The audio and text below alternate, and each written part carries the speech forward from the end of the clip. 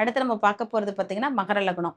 இந்த மகர லக்னத்துக்கு 11ஆம் இடம் என்னன்னா விருச்சகம் தான். இதுல நடு நட்சத்திரம் எதுன்னு பார்த்தீங்கன்னா அனுஷ நட்சத்திரம். இந்த அனுஷ நட்சத்திரம் அப்படின்னாலே லக்ஷ்மி நட்சத்திரம் அப்படின்னு சொல்லுவாங்க. இதுல நிறைய பேர் சித்தர்களும் பிறந்திருக்காங்க. அதாவது திருமண பொருத்தத்திலேயே இந்த அனுஷ நட்சத்திரத்துக்கு பார்த்தீங்கன்னா குற்றமில்லாத நட்சத்திரம் அப்படின்னா அந்த அனுஷ நட்சத்திரம் தான். அது மாதிரி உங்களுக்கு வந்து ஜெயிக்கணும் அப்படின்னா நீங்க எங்க போயிட்டு வந்தா ரொம்ப நல்லா இருக்கும்னா மகாலட்சுமி தான். உடனே கீழ்பெரும் பள்ளம் கீழ் வெள்ளூர்ன்னு சொல்லக்கூடிய ஐஸ்வரி மகாலட்சுமி இருக்காங்க.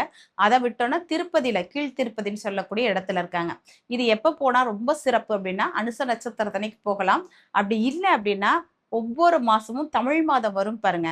தமிழ் மாசத்துல வரக்கூடிய முதல் திங்கட்கிழமை இந்த லட்சுமியை போய் வழிபாடு பண்ணிட்டு வந்து பாருங்களேன். ஆட்டோமேட்டிக்கா நமக்கு எல்லாமே கிடைச்ச ஒரு சந்தோஷம், மன திருப்தியா இருக்கும். இதை 11 மாசம் தொடர்ந்து யாரு போறாங்களோ அவங்களுக்கு பணம் தட்டுப்பாடே இருக்காது. இதை பண்ணி பாருங்க. உங்க வாழ்க்கையில எவ்வளவு பெரிய முன்னேற்றம் வரும் அப்படின்றத. நன்றி, வாழ்த்துக்கள்.